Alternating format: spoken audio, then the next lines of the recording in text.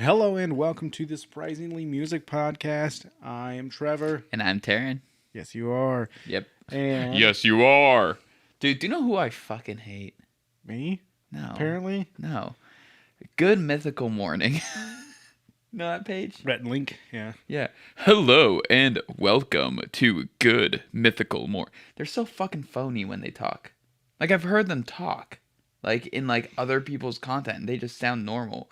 But in their videos, they are always speaking like this. I hate it. Okay. Pisses me off. All right. One of my coworkers loudly watches their videos in the break room. No headphones.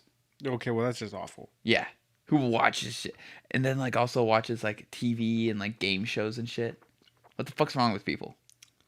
Another coworker plays fucking app games on his fucking phone out loud. Oh, So yeah, you just turn hear, that like, shit down. and it's just like, Turn dude. the shit down. You don't need to listen to it. You don't need to listen to the Angry Birds theme. yeah. Fucking.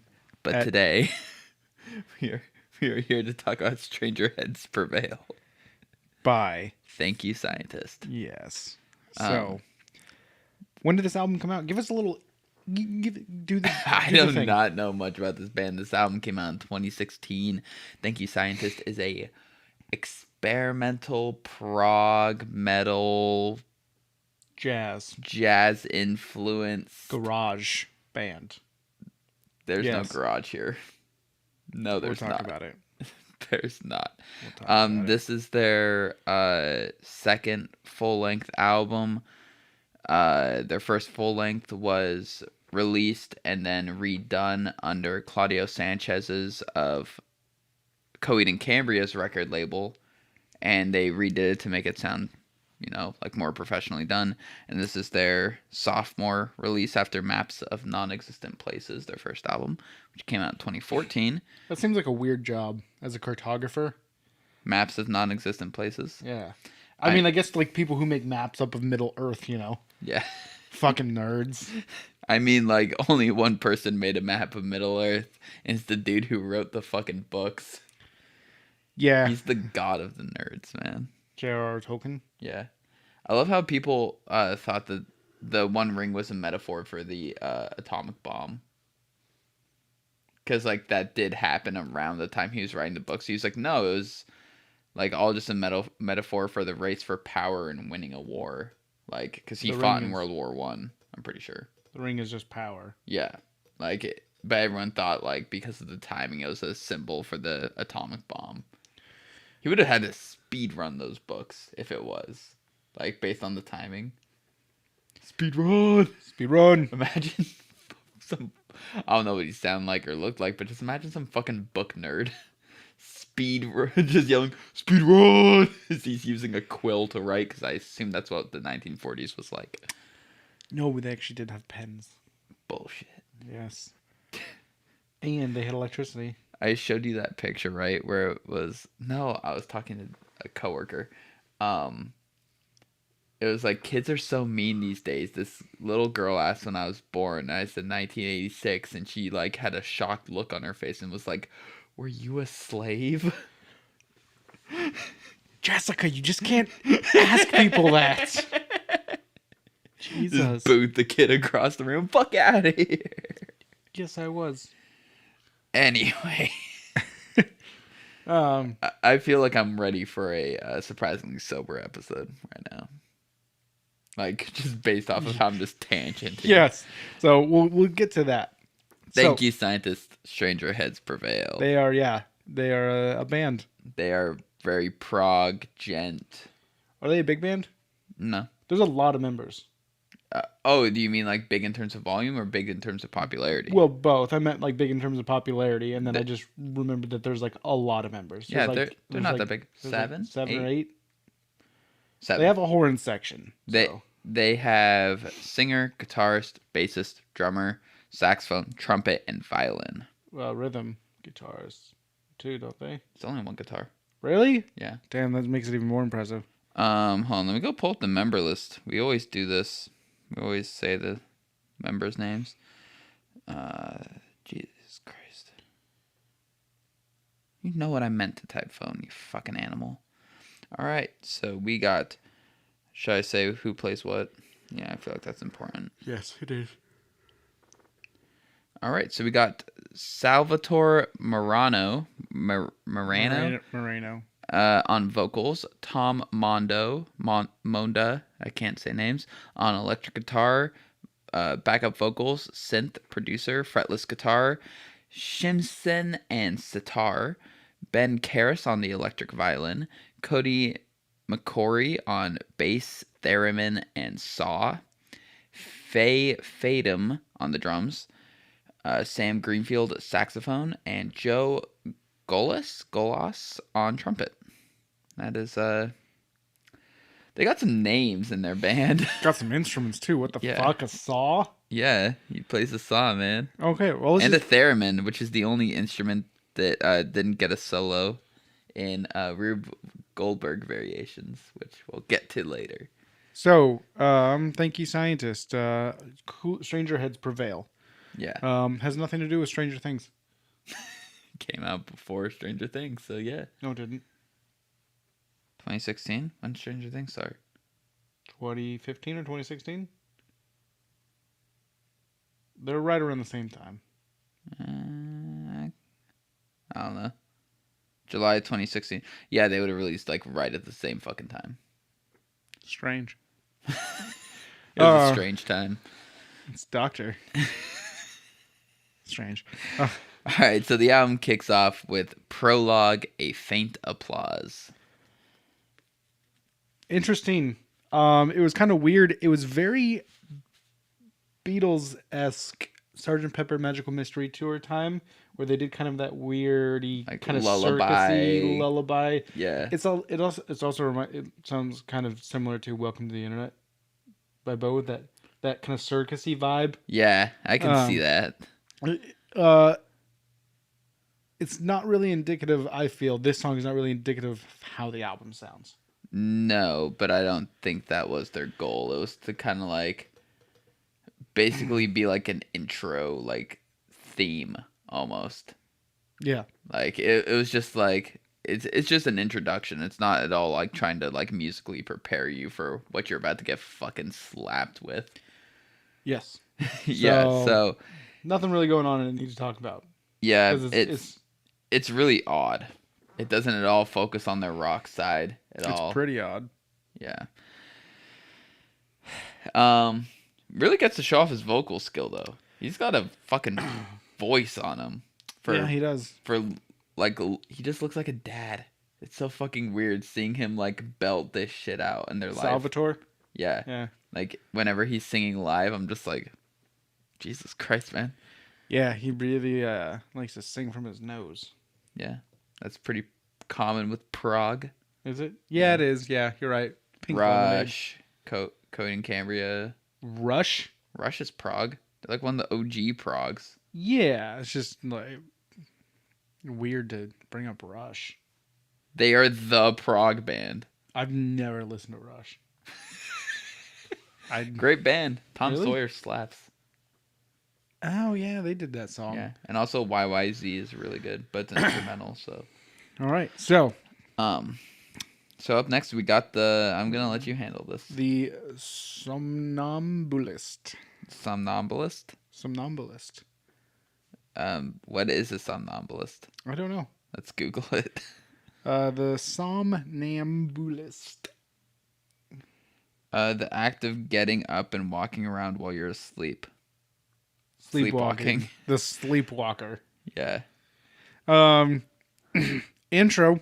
What the fuck is going on? Like, just right off the get-go, you're like... Just high energy as shit. Yeah. And, like, okay. What is going on with the horn section? So... They just sound just slightly off-key. They sound like they're all flat. Does that make sense? I think that's more so how they're playing it. I don't know much about horn instruments and their what musical skill goes into them, but it's kind of like almost like they're like playing down into the note, so it kind of sounds flat. But I think it's because they didn't want that kind of like typical kind of like almost like piercing sound. They didn't want the bright Yeah. sound. They wanted more of a dull sound. So what's really interesting about this riff is I listened to each part independently of the other. Like I just looked up the tabs, plugged it into the computer out of curiosity. Everyone's part other than the drummer who's going fucking off is super basic and easy almost. Like I wouldn't say easy like to knock them, but like everyone filled a void that someone else left. Like either they wrote this on the computer or they are very smart people. Or Yeah. both. Um Yeah, I give them that. But yeah, like everyone just was like just filling this musical void that the others was leaving behind. yeah, so the like you were saying, just in this song, the rhythm guitar chugging, man. You're just like, wait, Yeah. is this metal? Yeah, And no, then when he switches to lead, he fucking goes off. dude, he gents hard as shit. He's chugging, and then he'll just do some fucking Will Swan, Eddie Van Halen, Yeah. just fucking like he'll do some arpeggios, and then just all of a sudden, did Eddie Van Halen just come back? And then he's just fucking going off. It's like, man. what the fuck? Yeah. So it's impressive musically. There's even a string section at one point in this song. The electric violin. Yeah. There's a lot going on Yeah. in this song. It's just crazy. It's just of the album, this is my top 3 song. Okay. Yeah, it's definitely up there for me too. What I like about it is it's super busy. Like in terms of like everything's going on, but it doesn't like feel like overcrowded. Like they're all kind of just like doing stuff. Like it's very cohesive. This band is the equivalent of 2 lanes on a highway merging into one, and everyone is successfully zippering, and traffic keeps moving along. Like it's busy. It is busy, and it is impressive. They all have to be very on the ball with what they're doing, and they're all zippering perfectly. So musically, it's very good. So musically, Trevor, is it musically really good? It's very impressive. How do you feel about it though? I feel it's musically very good. So yeah, no, like his voice, like I feel like his singing is what ties it together, because arguably his voice is very popish, where it's like it's very crisp and clean. Yes. You know, like it's got that like mid to high range, and it's just like he's not doing anything seriously like impressive vocally. So it really like just kind of like binds the track together, because like everyone's doing all this crazy shit, and then he's keeping like the train moving basically. Yeah. And I think it ties together wonderfully. You got the contrast of the complexity versus his vocals. You got the wide variety of like riffs and stuff, which usually can just be like, I don't know, a big problem with prog is a lot of it just ends up being kind of riff salad, where it's just like you're just throwing shit in, where it's like, all right, here's the 8th different riff I've wrote going into this. Yes. And just kind of like, it's 7.5 minutes for the sake of being a long song, where they're making long songs that are actually like full of continued content. Yes, that is what I do give them, is that it's one song with 3 to 4 different songs inside it that all cohesively go together, and it's not like where did that part come from? Yeah, like, it's not just suddenly something different. Like, yeah, they'll go into the bridge, which will like, you know, bring it down, but that's common in 3-minute songs. Yeah. So yeah, so on to Caverns. Yeah, I was like, okay, maybe this is the song that they're gonna really open up who they really are and stop being so experimental, because of the opening fucking metal type intro riff. Yeah, yeah. But then the horns come in again. Yeah, the drums and the guitar are straight genty prog metal. I'm just gonna say this: the entire album, the drums and the guitar are the best part. Yeah, that's fair. because they go fucking ham. Yeah. And even when the drums, doing the soft stuff, where he's still really good. And then the guitar is just all over amazing. Especially now that I know it's only one guitarist, where Yeah. he's chugging, and then he's also fucking, I Riffing. mean, yeah, he's got some serious riffage. So, but yeah, Caverns. This song confused me because I was like an opening metal core kind of riff intro, and then the horns come in, and I'm like starting to get confused, and then I'm like, okay, it just turns into like this weird, like, to me it sounded like a Sega Genesis game boss battle music for the first part. I feel like if there's too many arpeggios, you just immediately are like video game music. Yes. And that's literally the next sentence in my notes was sweeping arpeggios. Like, vocals are nasally, but not in a bad Celine Dion way. Just not my cup of tea. I'm not a huge fan of it. Yeah. But it doesn't take me in or it doesn't take me out. It's kind of just there, and I'm like, okay with it. You're just like, all right, you're allowed to continue existing. Also, I originally wrote Ariana Grande instead of Celine Dion. But so, fun fact, I've never actually listened to Ariana Grande. Like, her music. I've heard songs of hers covered by bands that I do like, but I've just never listened to her. Oh, they music. don't sound like her. Okay. I'm aware of that. Yeah. So, yeah, I mean, I put Celine Dion in there because somebody once told me that Ariana Grande sings like she's doing a Celine Dion impersonation, and she does it well. And I don't like that nasally high voice. Okay. That she does. So, okay. Yeah. Horns in this song, I think, pair really well with the guitar and the drums. Yeah. The chugging guitar and the drums. Yeah. At about 2 minutes in, it gets really good. That's when I noticed that this is a 7-minute song. Yep. This song is paced like a movie almost, where it's like, it's got a climax. It's got like a lot of ups and downs. It's like a musical journey. And then you look down and realize you've been sitting there listening to one song for like 6 minutes. Yeah. And you're like, oh man, there's still a little bit more. Yeah, you look at it that way? Yeah. Yeah. I don't... The songs being so long, I don't like. Even my most favorite band can put out a song that's 7 minutes long, and I won't like it. I don't know what it is about me. It's just like listening to a song... You like TV shows, not movies.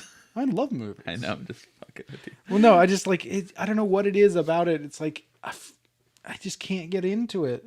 Because, I mean, usually songs are repetitive. Yeah.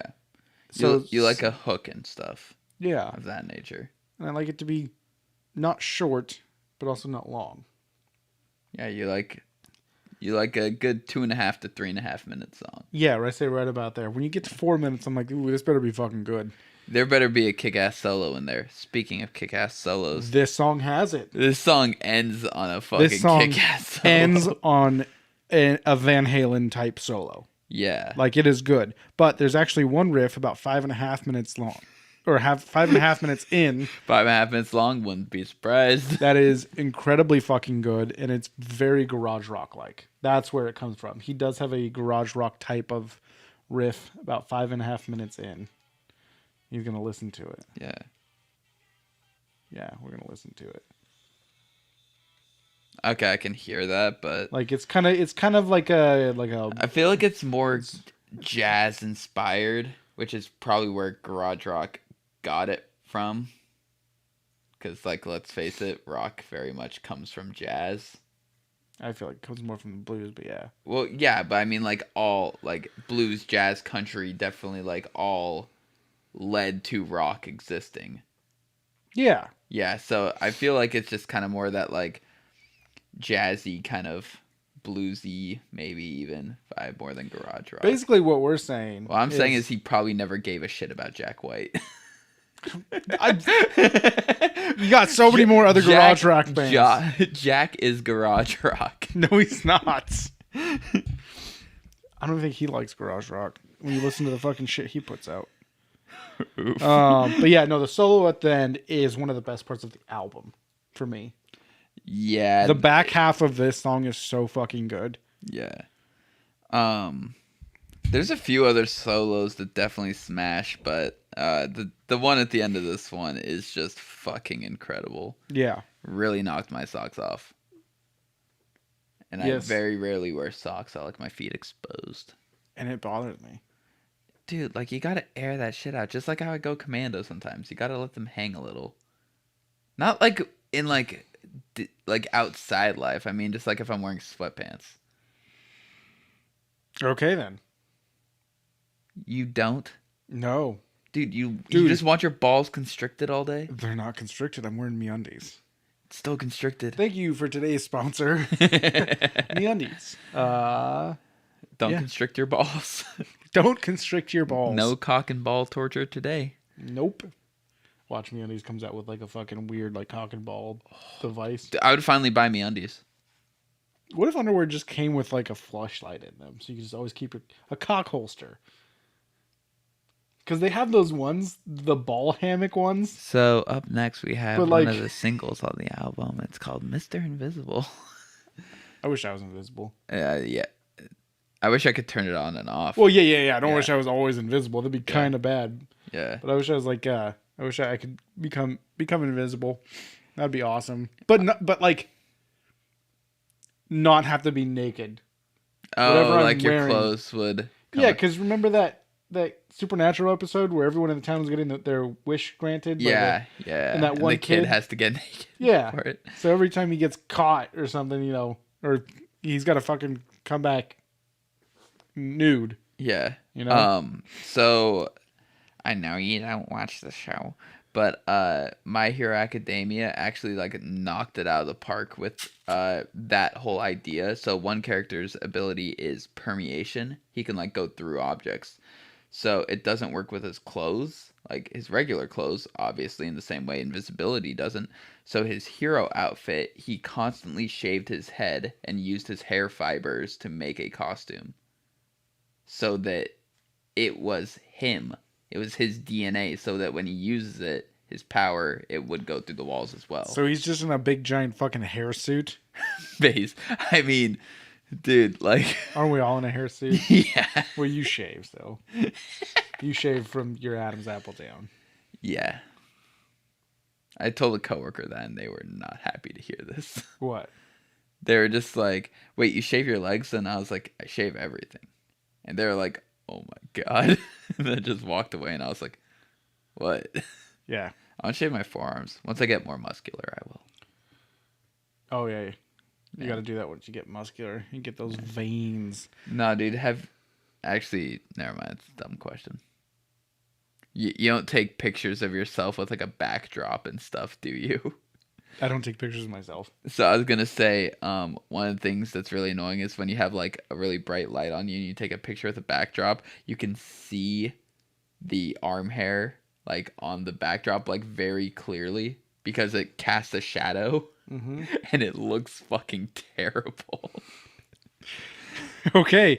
It's gross. Mr. Invisible. Yes, what we wish we were. The opening guitar intro riff is fucking good. They put a compressed pedal on it. And what I really like about itself is it doesn't really repeat itself. Like he does that he does it a few times in the intro, but it's never like, it's not like ba-da-da-da-da, ba-da-da-da-da. It's not like that. Yeah. He throws in, changes notes every bar. Yeah.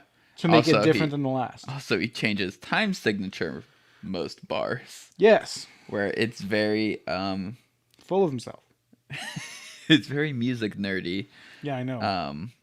This one's tied for my favorite. Really? Yeah. Oh man. It's like, I feel like such a cop out for picking literally their most popular song as one of my favorites on the album, but it's just so fucking funky and upbeat. And it's just it has got some funk to it. Yeah. This song didn't really do anything for me. I think the vocals are the best in this song than any other song on the album. For me. Yeah. Like I can give it that. But I feel like there's an elephant in the room that we're avoiding. That saxophone solo was so goddamn good. That was some Kenny G shit. And not the Kenny G who's in Congress who's currently under fire. That's a different Kenny G. Who? So, recently, the Kenny G has been getting people tweeting at him thinking he's a different Kenny G. He's like, guys, I'm not that Kenny G. I just play saxophone, man. Bill Clinton played the saxophone. That's like the least surprising sentence of my life. He played it while Monica Lewinsky sucked his dick. Like, we all fucking know it. I mean, that's part. When they hand it to you, you have to say you can only play this while you get blowed. I just love the lean back with the saxophone, and then he does the really high note when he comes. You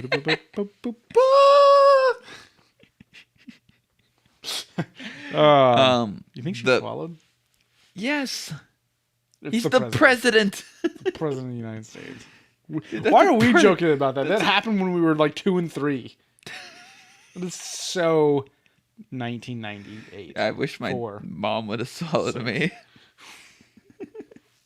But no, the brass and guitar like perfectly riff together in the song. The drums are insane. Yeah, drums. Like, the dude is going ham all day. What I love about his drums is they're both so like over the top incredible, but it's also like he's like propping up the other members. Yeah. Like he's making their guitar, saxophone, trumpet, whatever they're playing sound like awesome as well, just because of how fucking good his drumming is. Yeah. Like I fucking love it. Yeah. The chorus always had that like kind of like really big feel where they kind of like brought the time signature down, like, or not the time signature, the tempo down like a few steps, just so like it kind of like had that like big like almost like showman kind of vibe to it, like musical theater. Yeah, Hugh Jackman. Yeah. Then the last chorus leading into that like hard rock instrumental, like that was fucking just exciting as hell to listen to. Like I fucking love this song. I know you do. Yeah, it's a really good fucking song. I listen to it a lot, like even before this episode. I know. Yeah, because I've heard it before. So up next, a wolf in cheap clothing. What a bitch. So this intro is one slow, horny build-up. Yeah. It's like they are like, hey, I don't think the horns have been prevalent enough, so we need more horns. Then the fucking drums come in, and they are so metal. He's going so hard. Yeah. He is fucking hitting it. And it's weird because the drums, the metal drums, don't fit with the horns. Like, there's not like two things that you think that go together. But they work. Yeah. And I'm so impressed by that. This is one of their slower songs. Yeah. It's 7 minutes long. Just want to throw that out. Yeah. That's short for this band. Which it's funny because like the horns almost make it sound like heavier at some parts in the song, which is weird because usually horns are like the opposite of heavy. That's because they're playing down. Yeah. Not up. Don't say what I said earlier. But I learn things, I repeat them.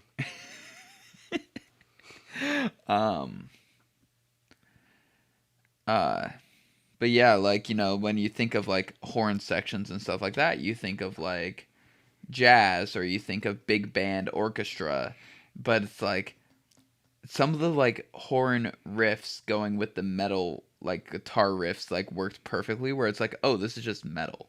Yeah. Like prog metal, sure, but it's like it's just metal, and it's really weird that they accomplished this so well. The violin adds a lot of texture to the guitar, in my opinion. Like, because he'll be like on some of the super chuggy and then super sweeping, like high up their parts. Like, there's like that kind of like middle ground that he's missing. The violin like kind of like brings that like in to kind of like give it like a little bit more dimension and depth. They just really know how to write a fucking song. Yeah, I was gonna say, does Thank You Scientist give a shit about normal song structures? No. Okay, I was gonna say they don't. They're prog. No prog band does. What prog band does, they're failures of prog bands. Yeah. And will be rejected by the prog community. Yeah. Pretty sure Code and Cambria does pretty normal song structures. Their songs are like 5 minutes though, 7 minutes. Yeah. But yeah, no, there's just nothing the same about this band. Yeah. Like they everything is different. So yeah. Yeah, Wolf in Sheep's Clothing really didn't do it for me. Yeah, it was like it was okay, impressive, but it was impressive, but you know, step up your game. Not every song could be a 10 on the album. I don't know, man. Have you heard some greatest hits albums? Fall Out Boy, 2014 greatest hits album. Good. I didn't know they. I don't think I've ever listened to a Fall Out Boy's greatest hits album. I don't think they have one. I'm just saying that if they made one in 2014, they didn't need to make another one. Yeah, all their new music doesn't do it for me. There's a couple good songs. Yeah. Wilson's pretty good. Wilson, I don't think I've heard that one. Is that their most recent album? We already talked about this in a surprising music episode. But just Fall Out Boy just keeps coming back. Yep. That's right, Andy. We're here. All right, so up next we got the first single release of the album. Oh, this was the first single release? Yep. The song that's a liar? Blue Automatic? Yeah. Well, guess what? What's the first fucking thing that he says? Automatic Blue. It's a fucking lie. He lies. He lies. Salvatore Sal.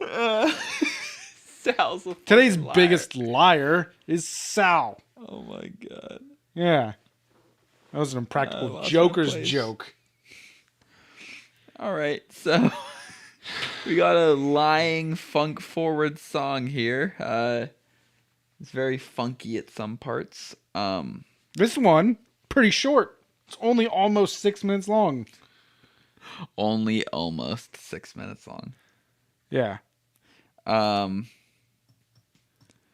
guitar, again, super fucking metal. Yeah, he's chugging, and then he rips off some more fucking Eddie Van Halen style riffage. Man. Yeah. I think just the guitars is Eddie Van Halen. Just reincarnate. And he's like, I'm done with doing whatever the fuck Van Halen was doing. I mean, some of their later shit was awful. Yeah. Like Jump. Jump is terrible. Jump. Like yeah, fucking awful. Yeah. Hot for Teacher's good, though. Yeah. Hot for Teacher's a great fucking song. Yeah, but like just that like corny 80s whatever the fuck Jump was and all the music they did around that, it was just fucking terrible. Yeah, the 80s were awful for music. No, it wasn't. Metal, pop punk music for pop music. Okay, yeah. Pop music and rock. Yeah. Like the Rolling Stones put out some shit in the 80s and it was awful. It's like, oh, look what you did to my boy.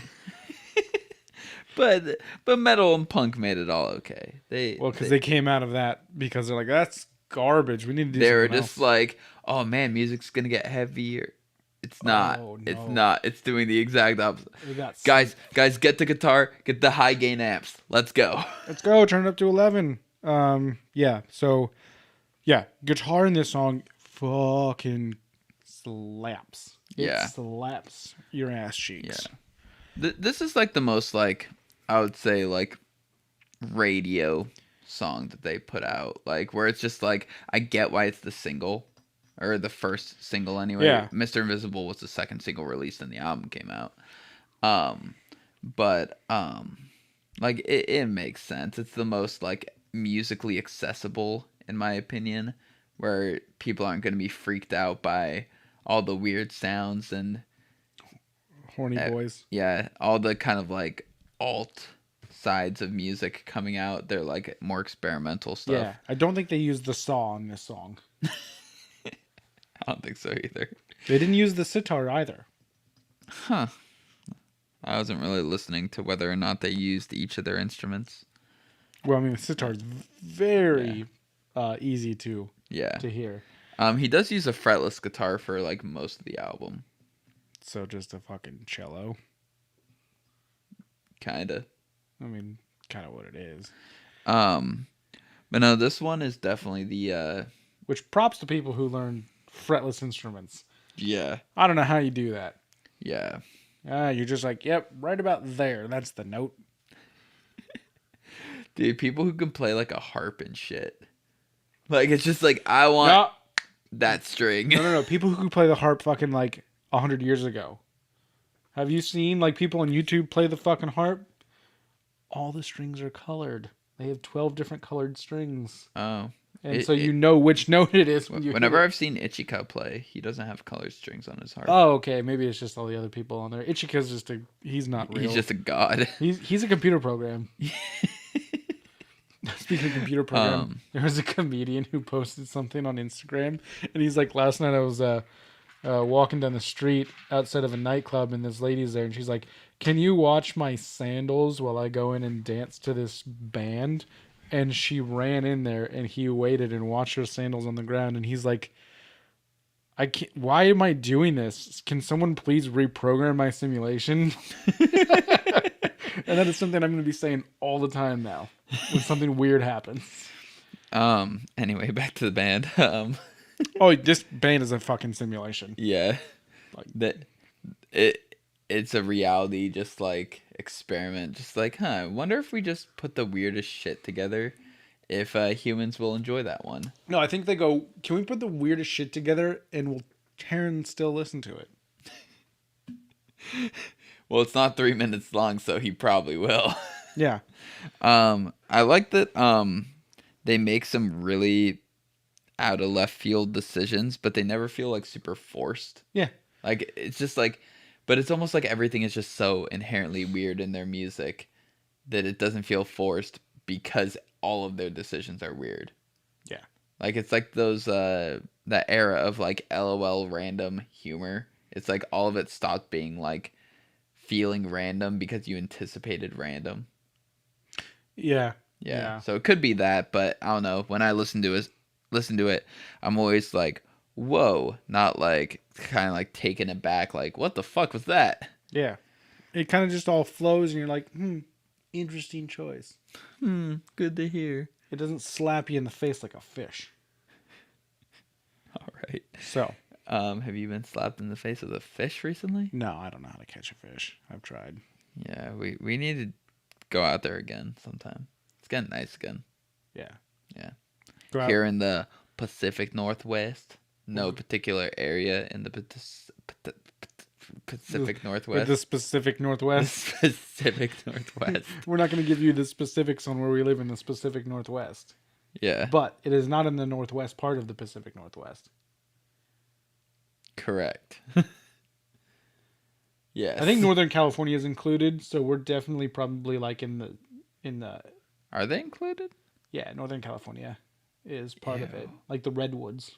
Yeah. Well, we got to take the pretty parts. Yeah, but like LA's like LA and San Francisco are like the good parts, and San Diego, the major cities. Well, San Francisco. I just said San Francisco. They're in Northern California. No, they're not. San Francisco is like considered the border. All right. I don't consider the Bay Area as part of Northern California. Yeah, well, I don't. You know what? I don't really give a shit where the Pacific Northwest ends and starts because we're all God's creatures. Do you think God stays in heaven so he doesn't have to fuck with his own fucking It doesn't animals? have to deal with these fucking flies. God damn it. I don't know what the fuck that is. It's a little fly. Anyway, need more input.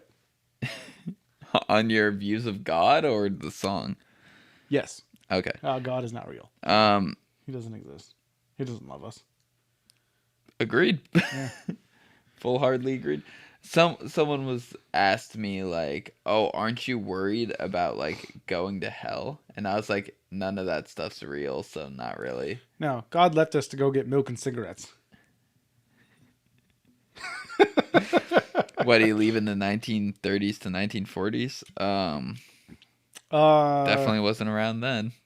According For his people. According to Jehovah's Witnesses, God ascended to the throne, or Jesus ascended to the throne, became king in 1915. 1915. Why? Uh-huh. I don't know. It's some fucking date they pulled out of their ass.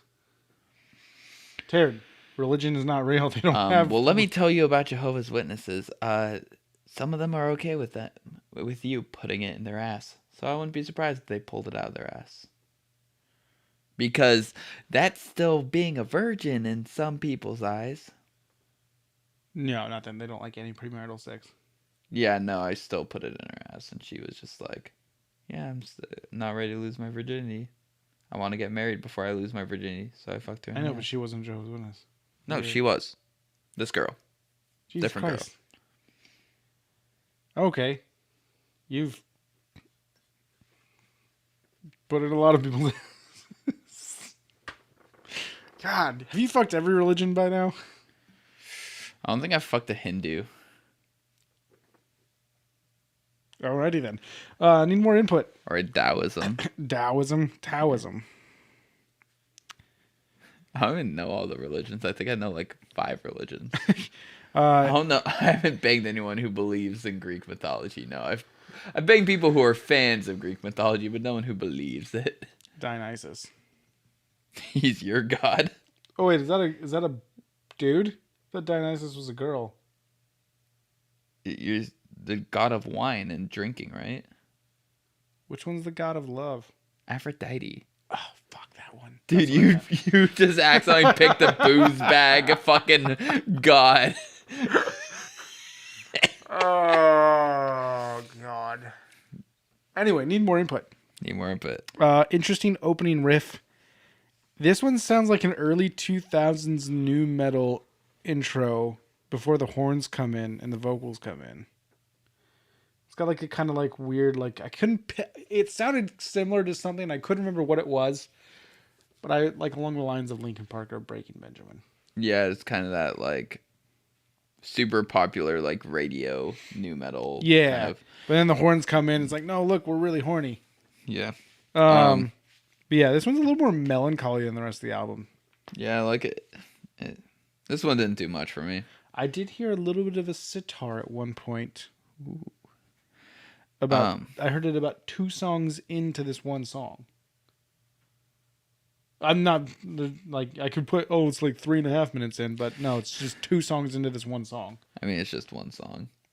It's a pretty cohesive song. Yeah, but it's cohesive. But you could also, if you just cut it, if you edited it right, you'd have 3 songs. You know, so that you would have prog rock is just Costco for music because you get a shit ton for your money's worth. Like, yeah, it's 15 songs on the album, but it's really 45 because there's like 3 songs in each one. Your brain is disturbing. I never want to get in there. I feel bad for your future therapist. I have a lot of glial cells.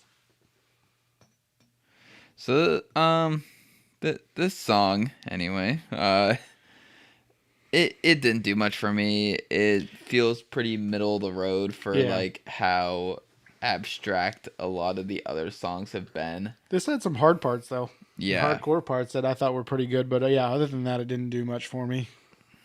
Your stupid bug flew over to me now. Fucking hell. That's because I know there's no God. I do appreciate that when a band actually like has saxophone, trumpet, and violin, and they just use them as being part of the band. I always hate it whenever it's just like literally just a section will have like the saxophone, and then literally never shows up again. Yeah. Like they actually are using it as part of the instrumentation. Yeah, it's not like just like a saxophone solo. Yeah, just thrown in the middle and then there's no other saxophone used in the song.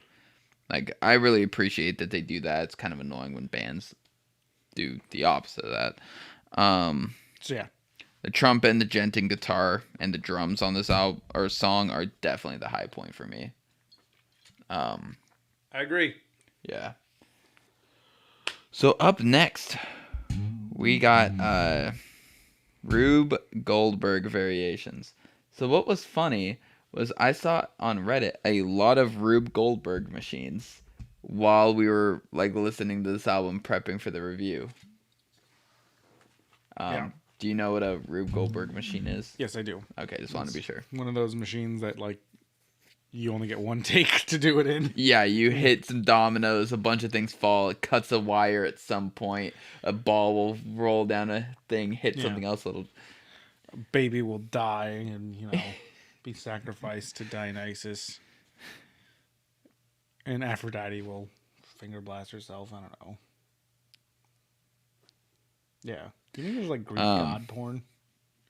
For sure. Or Greek mythology porn? Because gods and goddesses. Yeah. You can't say just gods. That's sexist. Yeah, that's like just saying actors. Yeah. No, that I heard that women actors prefer to be called actors now instead of actresses. I'm fine with that. Yeah. It's like comedian. I still don't get that. Like that's the thing that they did just so you could go in having a preconceived notion of what it's gonna be like. Yeah. Oh, you're gonna love this comedian. Oh, she's a woman? Huh, we'll see. Dude, you're gonna love the comedian. Cool. I feel so bad for women comics because in every single interview they're not funny. I'm just kidding. I love women comics. Taylor Tomlinson's my favorite. She's like my favorite comic. You sound like those dudes who are like, no, man, I like black people, man. Dave Chappelle. I love women. I don't hate black people, man. I like Dave. I like Chris Rock. But I like Childish Gambino, the whitest black guy. So, what the fuck was I gonna say? Before women comics. Oh yeah, women comics. I feel so bad for them that every single interview they ever have. So, how does it feel to be a woman comic? It's just like I don't know. Probably about the same as being a male comic. I get up, I tell jokes, they either cheer or they boo. Well, they do have one good thing is that they're not going to have sweaty balls. They'll have sweaty cunts. Ew. Cunt sweat? Anywhere with pores. Are they porous? Are vaginas porous? Like limestone? All right, let's go, baby. This is my second favorite. This is my tied for favorite song with Mr. Invisible.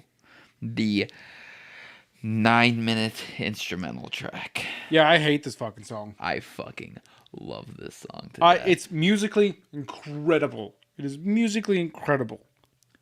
But every instrument gets their time to shine on this one. Fucking hate it. There's a space laser effect at one point. Yeah. There's no singing. They even have a little bit of salsa music vibe going on at one point. They changed tempo. They changed time signature all over the goddamn fucking place. Like yeah. The back half of this song sounds like a late night TV commercial break music.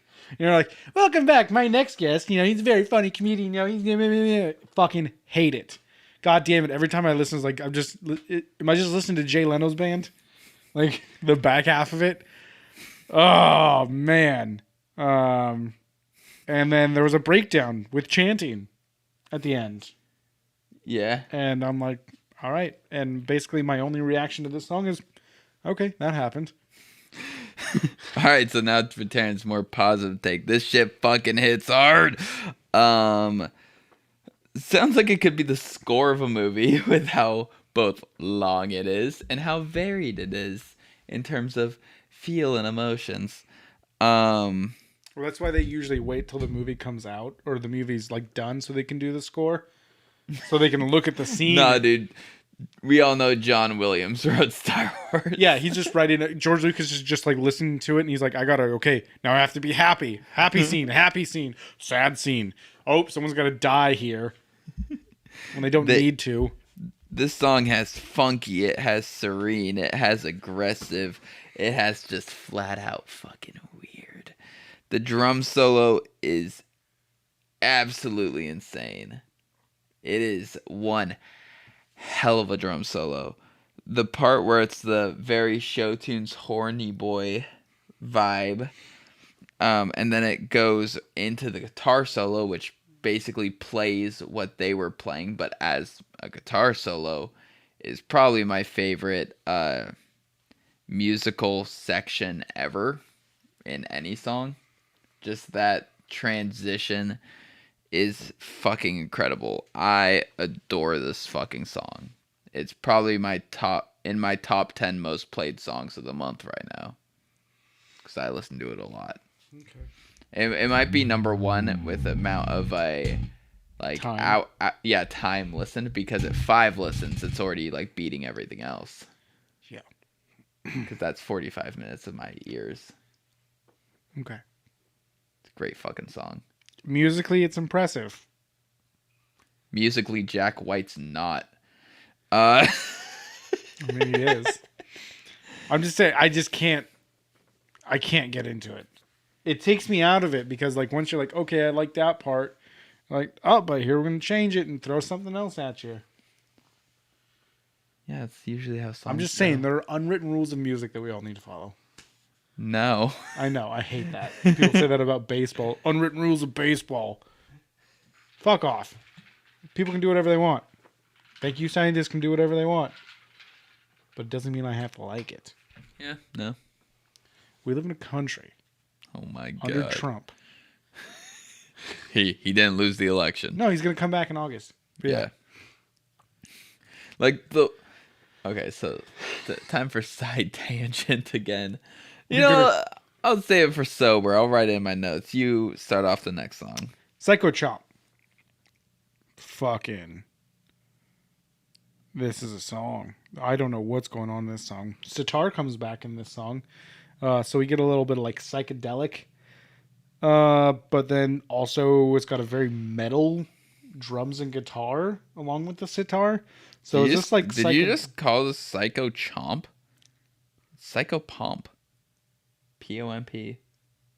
Did I really read that wrong the entire time I was listening to it? Yeah, like I had to pull it up on Spotify just to be sure, because I was like, wait, did I read it wrong?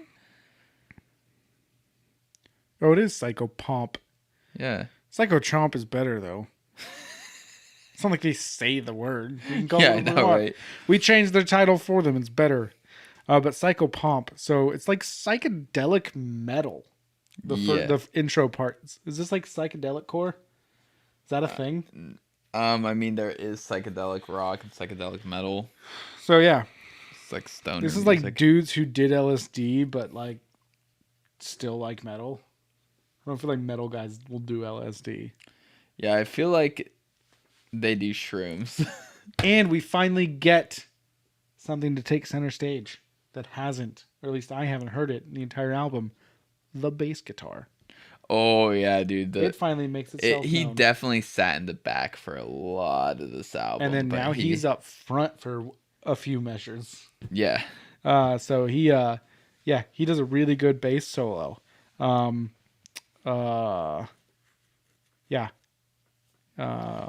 Guitar has some more sweet riffage. Yeah. And chuggage. And the solo. Yes. With the weird effect pedals on it.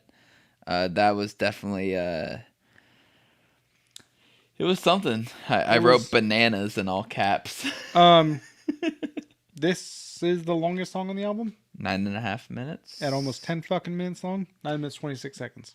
Yeah. This is very much more in line though with the like kind of sound of the band than Rube Goldberg Variations is, where it's like just kind of like weird music. It's got the vocals again, got the classic prog rock kind of song structure or lack thereof. Mm-hmm. The intro was something. Yeah. Yeah. I kind of like the intro. I said outro, I think. Or outro? Yeah. No, you said intro. I said intro, but I meant outro. Oh, okay, yeah. The outro was the talking. Yeah. Which I don't like that. I don't like the White Stripes and the Black Keys both did it on their first fucking albums, where they had an intro that was someone else talking and telling some weird story or something. Yeah. And I just don't like that. I'm here for music, not a fucking story. So, well, actually, no, prog rock is storytelling. Funny enough, the outro actually ties into something we're watching, Loki. So it's about the ideology that like I am the architect of like my own decisions, like how in Loki. Spoilers for Loki. um they like the whole premise is like the TVA like guards the sacred timeline. So in order to stay within the sacred timeline, you have to make the correct decisions, and none of your decisions are actually your own because they're all predetermined. Like this is like that like existential crisis of like wondering like, am I really making my own decisions or are they all predetermined for me? Yeah, they did LSD when they wrote this song. Yeah. I mean, like, I've wondered about that before because it's like, yeah, I could just drive into oncoming traffic at any moment. But what if that is predetermined for me? Well, then that would mean that there's a being that rules all and dictates all. Yeah, the TVA. We just said that. But we also literally 4 minutes ago talked about how we don't believe in God. Yeah, no, I'm talking about, I believe, a tiny organization that lives in the quantum realm. Just a group of people who are just like, hey, man, I'm going to fucking kill you if you step out of line. So it's more of an organization. It's capitalism. Capitalism rules the world. Jeff, give me some money. I don't think it's capitalism. I know. I think it would. Authoritarianism? Yeah. It wouldn't even be like left or right. It would just be right up the middle authoritarianism. Yeah. That is textbook authoritarianism there, the TVA. Yeah. That's what the A stands for. The Time Variance Authority. The Time Variance Authority. Yeah. God damn it. Let's go. Good at this. Let's go, right. baby. So up next we got the Amateur Arsonist's Handbook. That is my favorite thing to read on the toilet. How to light shit on fire. Yeah, because you're burning your fucking asshole out. Yeah, step 1. Find something to make fire with. Step 2. Find something to light something on fire with. Step 3. Light said fire. And then you can do kind of whatever you want if it ends there. You can run away or you can stay there. Yeah. But if you're a good arsonist, you run away. No, I prefer to die by my work. Yeah? Yeah. You like to put yourself into your work? Yeah. So this song is very much like their first album, which doesn't mean much to you because you didn't listen to their first album, but it's very much like fits into that niche. So it was nice to like draw on that familiar sound for the fans for the like climactic song of the album. Because while it's not the last song of the album, this is definitely the like peak of the story, basically, where it's like, you know, like the last 10 minutes of a movie is the wind down, you know, it's the funeral scene at the end of Endgame. But, like, the climactic scene is the fight with Thanos. Like, this is the fight with Thanos, essentially, of the album. Yeah. So it's nice to draw on that, like, familiarity for, like, the storyteller perspective. Are you saying that this is the I Am Iron Man song of this album? Yeah, but that song sucks. No, Iron Man. Iron Man by Black Sabbath is an okay song. It's more just ingrained into the culture of why it's good, but I just mean like the I Am Iron Man moment in Endgame. I know. Well, you just had to just shit on Black Sabbath. It's like they did that to themselves. It's a good song. Finally a short song under 7 minutes. Under 7 minutes.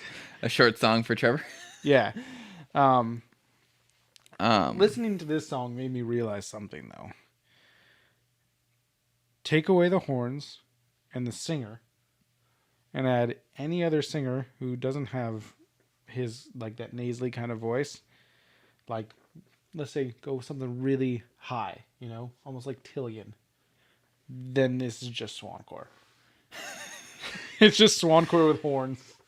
Yeah. It's good. I like it. Like, it's not bad. It's much more experimental Swancore, I'd say. Yes, that's fair. Pretty much all Dance Gavin Dance is 4/4. Like, they don't really step too far out of that range of music. They just do a lot with that. And then also their chord structures aren't that weird. Like, they play in pretty basic, like, rock chord structures. They just do a lot with their time there. But yeah, no, it's very much... Well, I mean, like, Swancore is a derivative of prog. So, like, all of math rock kind of comes from prog rock, like Rush, Coheed and Cambria. I don't know much about prog. But anyway, yeah. So I see the similarity very heavily, especially both of them being modernist bands. Yeah. The electric violin solo was fucking insane. I did like this song. This Psycho Chomp and then some Sommelier. The Somnambulist are my top 3. the somnambulist, the sleepwalker. The Sleepwalker. Yeah. Actually, those are my top 3, but the epilogue actually I thought was very good musically. Like, I liked that sound. I liked that sound of music. We're not. But I'm just saying, the Amateur Arsonist Handbook. Tell me more. So, this bug needs to fuck off. Dude, that fucking outro, it was just pure fucking chaos. Like, that was like the one moment where it was like everyone was just kind of playing their own riff and not caring about anyone else. But because they only did that like once, like it was very like exciting chaos where it was like it was all over the place. It was way too musically busy. It was way too just like overcomplicated. But because they just did it for one just brief like kind of like middle finger fuck you at the end of the album, essentially, it was like, shit, that was dope. Yeah. Yeah, no, it was kind of like it's kind of like when the band jams out. Or it's kind of like the fireworks show at the very end of the fireworks show. They just light everything they have left off over. Yeah. So yeah, I agree with that. Yeah, that was pretty good. Yeah. If they just kept doing it throughout the album, it would lose its specialness. Yes. Yeah. Yeah. So yeah, I thought it was a great song. Upper tier for me, but I don't know where I'd place it. So up next, we got the epilogue. And the clever depart. Yes. Yeah, I mean, it was something I think a little more normal along with the prologue. They kind of fit together. But it's just an outro song. I think it's pretty. And I think they could have expanded on that sound more. Yeah, they're kind of like lullaby-ish, kind of like... I think there's a piano. Yeah. I like this way of opening and closing an album where it's just kind of like... It's almost like a storyteller's way of doing it. Like a book. Yeah. Like, this album plays out almost like a book. And it's like, they didn't try to do like... Yeah, it was like a slow kind of like... somber kind of like sound, like, you know, the songs that we typically shit on for doing that at the end of the album. Like, oh, really? You're going to do piano and singing at the end of the album? What a surprise. But it's like, this is like different in the way it's like they're not trying to write a sad song. They're basically just saying like, goodbye, thank you for listening to the album. Thank you for reading our book. Thank you, scientist. Yeah. So I think it's a cool way to end the album. Better than doing a fucking slow song. Yeah. But with these guys, I wouldn't know what a slow song is for them.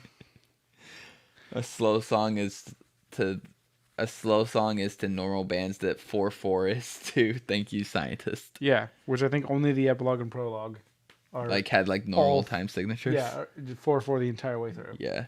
But yeah, so I fucking love this album. What did you give this album? I give this album a high 7, low 8, somewhere in that ballpark. I'm a huge prog fan. I'm a huge experimental rock fan. I love the weird shit. I love long songs. I love instrumentals. I love his vocals. Everything in this just hits checklists for me. Yeah. I figured it would. That's why you picked it. Yeah. So... don't worry. I didn't pick this album this week. And picked this album. Ah. Well. I was told to pick this album. So they can go fuck themselves. I love that. So I am going to be fair. And I'm going to give it 2 ratings. One on musical performance and one on how much you like it. Yeah, I think musically it's like a 9. Yeah. I think it's incredible what they did. How they were able to change tempo and signature and key constantly. I mean, bar by bar, it's changing and it flows. Yeah, and make a musically cohesive product. Yeah, and the amount of instruments in it everything just flows really well.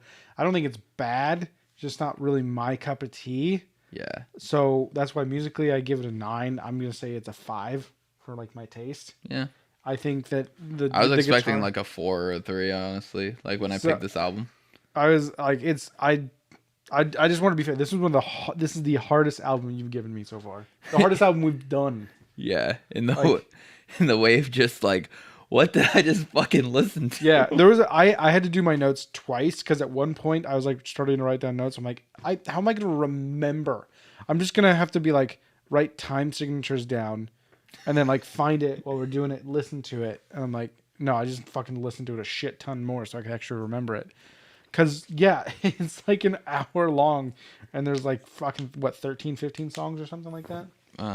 So I think, let's yeah, check on the old Spotify. so with a 9 and a 5, 11.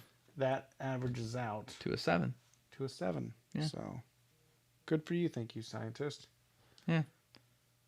So Why do I'm sick of Facebook telling me, here's a friend suggestion. I don't give a shit. yeah, Yeah. we're not friends. So that was thank you, scientist. That was Taryn's band. You know what that means? It's time to draw a newer modern band out of the hat. So there are 5 bands in here, or 5 albums in here. Yeah. 5 bands, artists. Some of 3 them are of them solo. are Taryn's. Oh, give me Taryn the hasn't had advantage. one in a while. Yeah, I think it's been like 3 episodes. What was the last now. one we did? That was mine. Well, the one that we picked out of the hat. Was it Royal Blood? Yeah, it was Royal Blood's most recent album. We shit all over it like it fucking deserved. Typhoons. Sounds like Yahoo. Yeah. Anyway, I'll shake it up and Taryn gets to pick. Yeah, it was Typhoons, then Haley Williams before that, who you picked. Then before that, it was I Don't Know How But You Found Me. So yeah, the last 3 have been you. That I wrote And in then from the hat. Blackpink was the last one that was me. All right, so.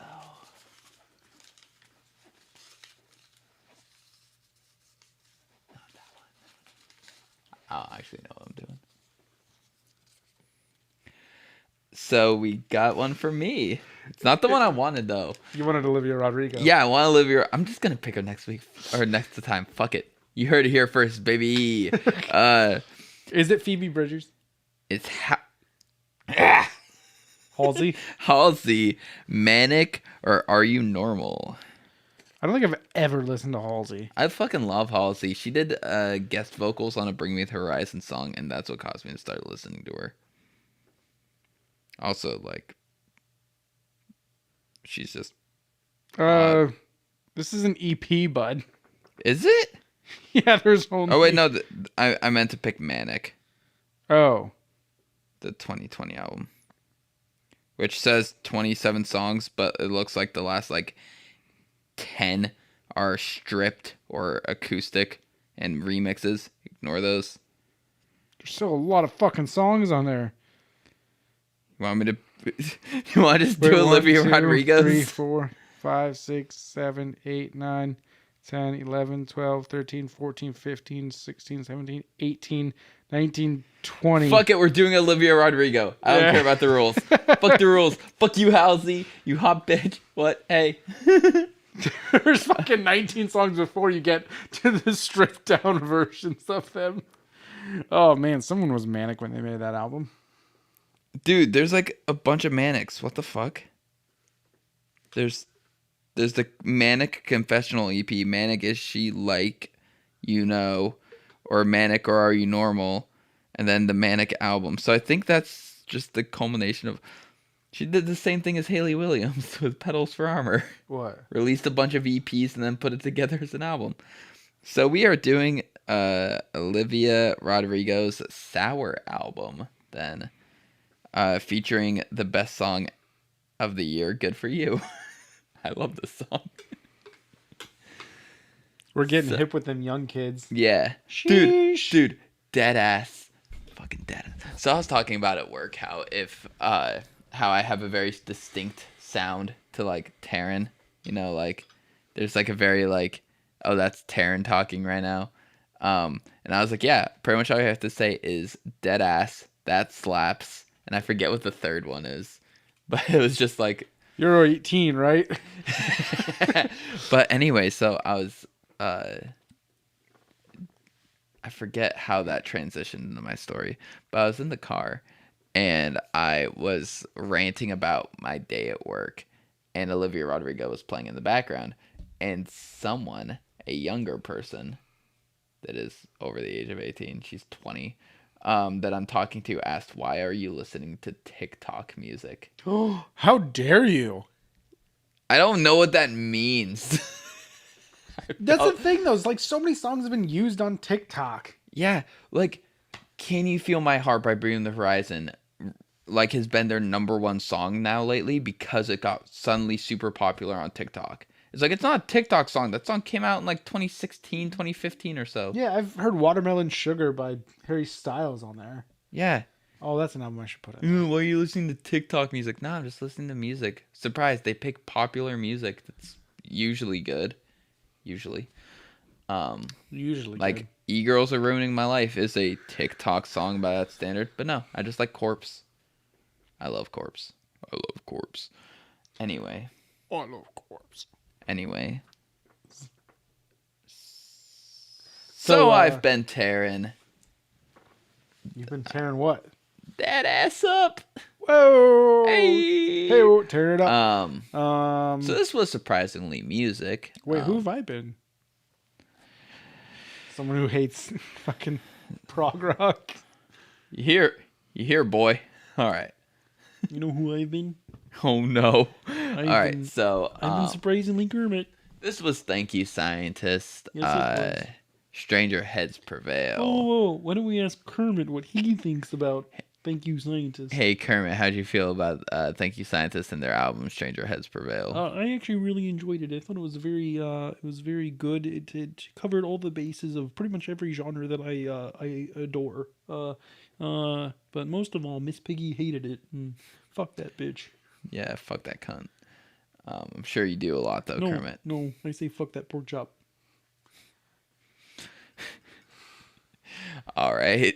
Do you know what it smells like when Miss Piggy doesn't use lube? Bacon. So this was our review of Thank You Scientist, Stranger Heads Prevail. I hope you enjoyed. Yes.